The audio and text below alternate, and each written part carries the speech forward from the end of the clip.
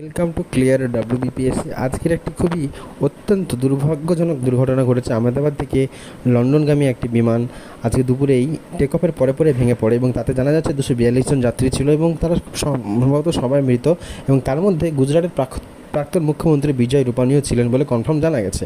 এটি একটি অত্যন্ত আজকে আমাদের ভারত তথা সারা বিশ্বের একটা কালো দিন, একটা খুবই অত্যন্ত দুর্ভাগ্যজনক ঘটনা।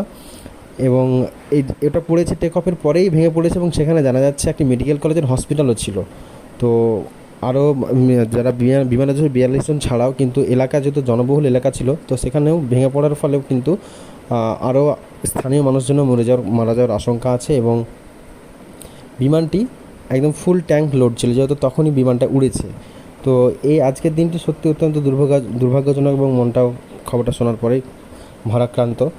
মৃতদের পরিবারের প্রতি অনেক সহানুভূতি এবং সহমর্মিতা জানাচ্ছি আমাদের চ্যানেলের পক্ষ থেকে।